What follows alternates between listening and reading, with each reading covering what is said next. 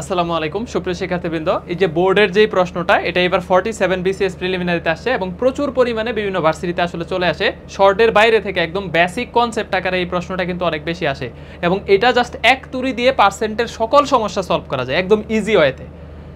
যেটা এই 2-3 মিনিটের ভিডিওটা দেখলে আমি এখানে 2-3টা প্রশ্ন সলভ করাই দিব। পার্সেন্টের কোনো সমস্যা নিয়ে তোমার আর কোনো সমস্যা হবে না, মানে কোনো রকম ম্যাথে তুমি ইনশাল্লাহ আটকাবে না। তাহলে চলো আমরা অল্প সময়ে মানে এই প্রবলেমগুলো একটু সলভ করে ফেলি। ফার্স্ট অফ অল হচ্ছে যে একটা দৈর্ঘ্য এত পার্সেন্ট বাড়াইতেছি, বাহু এত পার্সেন্ট বাড়াইতেছি, প্রস্থ এত পার্সেন্ট বাড়াইতেছি, ক্ষেত্রফল কমবে না বাড়বে না কি হবে, আসলে কত পার্সেন্ট কমবে বা বাড়বে। তো ফার্স্ট অফ অল এই প্রশ্নটা দেখো, এটা 47 এইবার আসছে প্রিলিমিনারিতে। যদি কোনো বর্গক্ষেত্রের প্রত্যেক বাহুর পরিমাণ 10% করে বৃদ্ধি করা হয় তাহলে হচ্ছে তার ক্ষেত্রফল শতকরা কি পরিমাণ বৃদ্ধি পাবে। যেহেতু বাহু সবগুলাই বাড়াইতেছে তাহলে কিন্তু ক্ষেত্রফল বাড়বে, এখানে কমানোর কোনো আর হচ্ছে অপশন নাই। তাহলে সবগুলাই বাড়ছে, কত পার্সেন্ট বাড়ছে এটা বাইর করতে হবে। তো চলো আমরা হচ্ছে ফার্স্ট অফ অল এই যে লিখে রাখছি দেখো যে বাহু, তো বর্গক্ষেত্রের বাহু শুরুতে 1 বা 100%, 100%। যেহেতু ক্যালকুলেটর ইউজ করবো না তাহলে একদম নর্মাল ওয়েতে করবো। তাহলে শুরুতে আমাদের বাহু হচ্ছে 100, ঠিক আছে। ক্ষেত্রফল তাহলে কত হবে, বাহু ইন্টু বাহু, তাহলে 100 ইন্টু 100 মানে 10,000। এরপরে আমাদের হচ্ছে বাহু 10% বাড়ায় দিছি, তাহলে 100-র জায়গায় কত হয়ে গেছে 110। তাহলে 110 ইন্টু 110 ক্ষেত্রফল কত হবে, এই যে দেখো 11 দিয়ে কাউকে গুণ করা, 11 দিয়ে আমি 11কে গুণ করতেছি, তাহলে 2টা 1 2 পাশে, মাঝখানে 1 আর 1-এর যোগফল 2। ধরো 34কে 11 দিয়ে গুণ করতেছি, তাহলে 3 বামে 4 ডানে, 3 বামে 4 ডানে, মাঝখানে হবে 3 4-এর যোগফল 7। ধরো 45কে 11 দিয়ে গুণ করতেছি, তাহলে 4 বামে 5 ডানে, মাঝখানে 4 আর 5-এর যোগফল 9, ঠিক আছে। তো এইভাবে 11 দিয়ে গুণ করতে হয়। তো 11-র গুণটা যেহেতু ক্যালকুলেটর ছাড়া করতেছি এই জন্য আমরা 11-র গুণনটা একটু শিখে নিলাম। তো 110, তো আমি 11 দিয়ে 11কে গুণ করলে 121 আর 2টা শূন্য বসায় দিব, তাহলে 121 আর 2টা শূন্য, তার মানে 12,100। এখন আমার হচ্ছে তাহলে আগে ছিল 10,000, এখন 12,100। ক্ষেত্রফল বাড়তেছে, কতটুকু বাড়ছে এটা বের করার জন্য এখন কি করতে হবে, এই যে বৃদ্ধিটা বের করার জন্য দেখো, বৃদ্ধিটা বের করার জন্য 12,100 মাইনাস 10,000, এটাকে আমি 100 দিয়ে ভাগ করব। ভাই সবসময় 100 দিয়ে ভাগ করব, হ্যাঁ এই প্রসেসের ক্ষেত্রে সবসময় বড়টা থেকে ছোটটা বাদ দিয়ে 100 দিয়ে ভাগ করে দিবা, ঠিক আছে। তাহলে দেখো 12,100 মাইনাস 10,000 ডিভাইডেড বাই কত, 100। তাহলে এই যে 2100কে 10,000, 12,100 থেকে 10,000 চলে গেলে কত থাকে, 2100 থাকে। দেখো 12,100, এখান থেকে যদি 10,000 বাদ দিয়ে দাও তাহলে 2,100 থাকে। 2,100কে যদি 100 দিয়ে ভাগ করো তাহলে 21%। তাহলে 21% কি হবে, বৃদ্ধি হবে, 21% বৃদ্ধি। তো এটা আমরা হচ্ছে ইজিলি বের করে ফেলতে পারলাম। কিন্তু এটা আমরা একটা ফর্মুলার মধ্যে নিয়ে আসবো, একটা প্রসেস যেটা দিয়ে সকল পার্সেন্ট এক লাইনে বের করা যায়। দেখো একটা বর্গক্ষেত্রের ক্ষেত্রফল হচ্ছে বাহু ইন্টু বাহু, তাহলে 2টা বাহু সবগুলাই কি করতেছি 10% করে বাড়াইতেছি। তাহলে একটা এখানে হচ্ছে একটা ক্ষেত্রফল কি করছি দেখো 10% বাহু বাড়াইছি, তাহলে +10। আরেকটা বাহু 10 বাড়াইছি, তাহলে +10। যত পার্সেন্ট বাড়াইতেছি তাহলে একটা 10% বাড়াইছি, তাহলে +10, আর একটা 10% বাড়াইছি +10। এরপরে প্লাস নিচে 100 দিয়ে ভাগ করব। কাকে ভাগ করব, এই যে 10% বাড়াইলাম, আরেকটা 10% বাড়াইলাম, তাহলে +10 আর +10 চিহ্ন সহ গুণ করতে হবে, চিহ্ন সহ। +10 আর +10 গুণ করলে কত হয়, 100। তাহলে 100 দিয়ে 100কে কাটলে কত, 1। আর এই যে 10 আর 10 যোগ করলে এখানে হচ্ছে তাহলে 20, 21% বৃদ্ধি।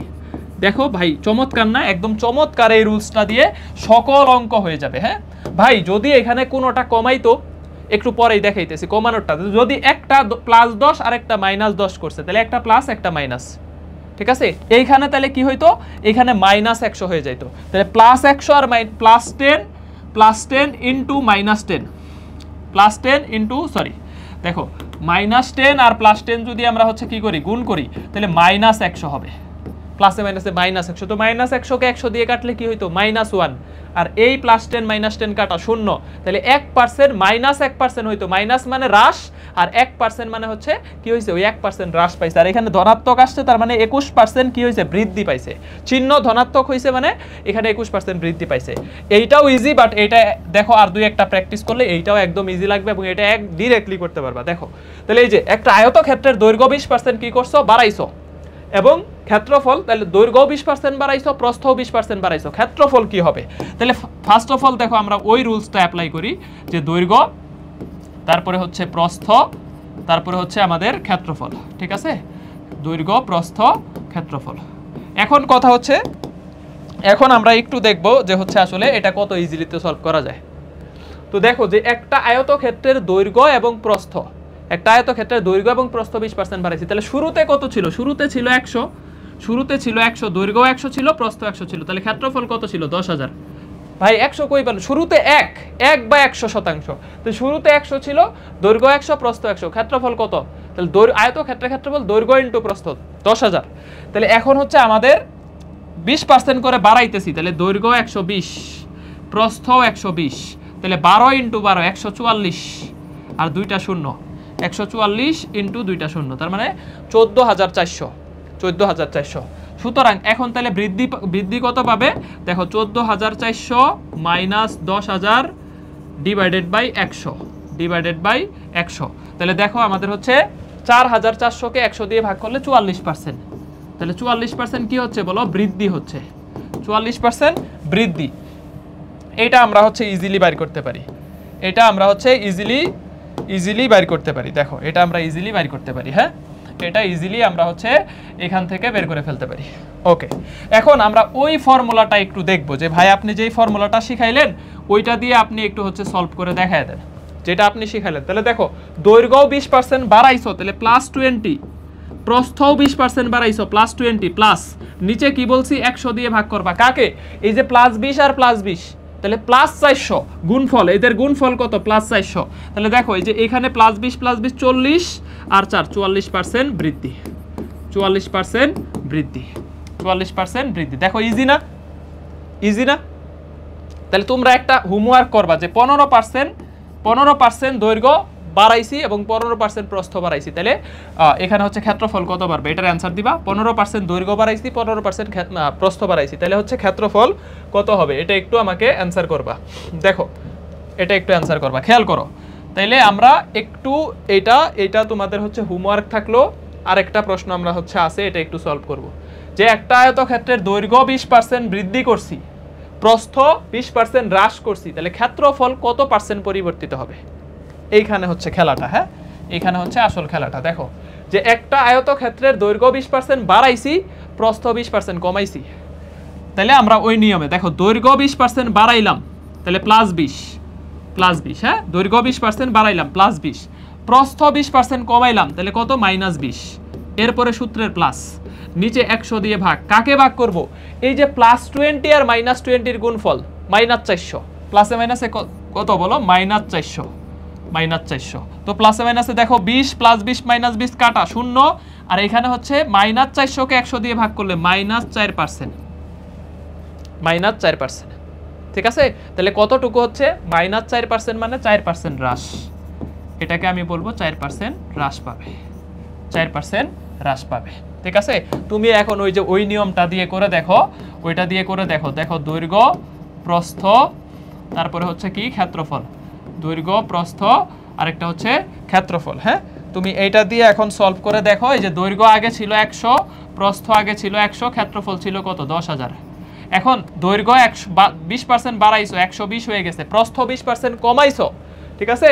দৈর্ঘ্য 20% বৃদ্ধি করছো, প্রস্থ 20% হ্রাস করছো, তার মানে 80 হয়ে গেছে। তাহলে 8 12 কত? 96, 96 আর দুইটা শূন্য, 9,600। সুতরাং এই যে দেখো 10,000 মাইনাস 9,600 ডিভাইডেড বাই 100, তাহলে 10,000 থেকে 9,600 বাদ দিলে 400 থাকে, 400কে 100 দিয়ে ভাগ করলে 4%, তাহলে 4% কি পাবে? হ্রাস পাবে। কারণ কি আগে 10,000 ছিল, এখন 9,600 হয়ে গেছে, তাহলে কি পাইছে? 4% হ্রাস পাইছে। তো আমি সরাসরি এই ফর্মুলাটা দিয়ে বের করে ফেলতে পারি ইজিলি। কিভাবে? ভাই এখানে যদি একটা বাড়াও তাহলে প্লাস, আরেকটা কমাইছি এই জন্য মাইনাস, এরপরে প্লাস, নিচে 100 দিয়ে ভাগ করব, এই চিহ্ন সহ +20 -20 এর গুণফল কত? -400। তাহলে -400কে আমি 100 দিয়ে কি করে দিছি? ভাগ করে দিছি, তাহলে -4%, তাহলে মাইনাস মানে হ্রাস পাইছে, 4% হ্রাস। ভাই আগেরটা একটু দেখান, দুইটাই বাড়াইছি, 20% দৈর্ঘ্য বাড়াইছি, 20% প্রস্থ বাড়াইছি, তাইলে +20 +20, তাহলে +20 এর গুণফল 400, তাহলে 20 20 এ 40, আর এখানে 4 কত? 44, তাহলে 44% বৃদ্ধি হয়েছে। আর চিহ্ন ঋণাত্মক আসা মানে হ্রাস পাইছে, +20 -20 শূন্য হয়ে গেছে, আর এখানে থাকতেছে -4।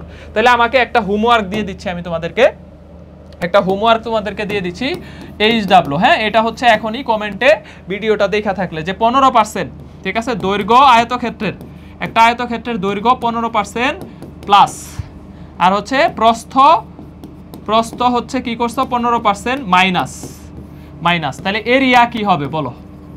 এরিয়া 15%, দৈর্ঘ্য 15% বাড়াইছো, প্রস্থ 15% কমাইছো, কার? আয়তক্ষেত্রের, একটা আয়তক্ষেত্রের। তাহলে এর ক্ষেত্রফল কি হবে, এরিয়ার চেঞ্জ কতটুকু হবে, এটা কমেন্ট সেকশনে জানাই দিবা। হ্রাস হবে না বৃদ্ধি হবে, আর কতটুকু হ্রাস বৃদ্ধি হবে এটা অবশ্যই জানাবা।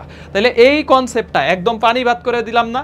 এটা ভালো লাগছে কিনা, বা এটা তোমারে যে কোনো পরীক্ষায় যত লেভেলের প্রশ্ন আছে তোমার আটকাইতে পারবে না ইনশাল্লাহ, যে কোনো পার্সেন্ট। ঠিক আছে, জাস্ট একটা কনসেপ্ট শিখে ফেললা, একটু কমেন্ট সেকশনে জানাও। আর ভিডিওগুলো ভালো লাগলে কষ্ট করে একটু ফ্রেন্ডসদেরকে শেয়ার বা মেনশন করিও, বা একটু রেসপন্স করিও। আল্লাহ হাফেজ, টাটা।